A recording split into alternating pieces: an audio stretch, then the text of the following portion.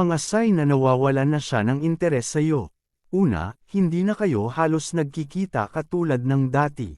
Bihira na lang kayong magkita, di tulad noong bago pa lang kayo na halos hindi kayo mapaghiwalay. Sa ngayon kung hindi ikaw ang gagawa ng paraan imposibleng magkita pa kayong dalawa.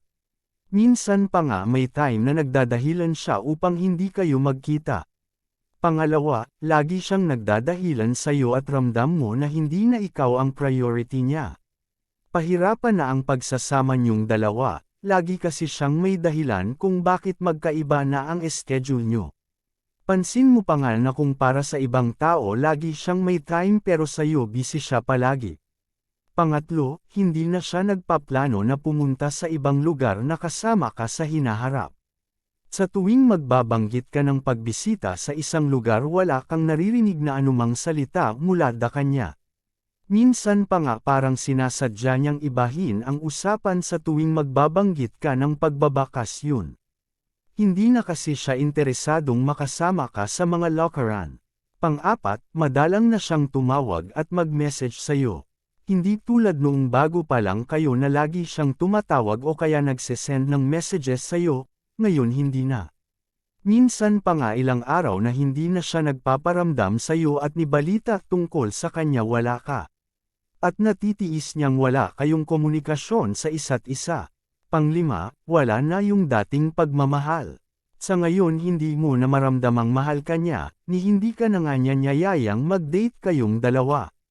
Hindi na rin siya nag-e-effort para sa relasyon niyo at kung hindi ka mauunang mag-send ng messages sa kanya, ayos lang na wala kayong komunikasyon sa isa't isa. Nire-replyan ka lang niya sa mga messages mo pero never siyang nanguna na magka-communicate kayo.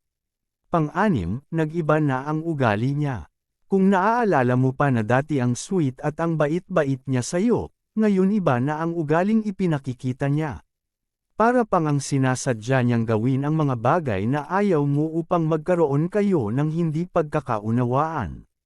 Nawala na ang dating mapagmahal na katipan at ang pumalit ay ang lalaking hangad ay makalayo sa iyo.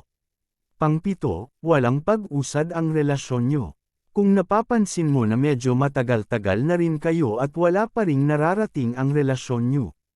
At siya hindi mo maringgan ng mga balak niyang gawin na kasama ka sa hinaharap. At sa tuwing magbabanggit ka ng tungkol sa inyo umiiwas siya. Malamang na hindi talaga siya interesadong lumago ang relasyon nyo.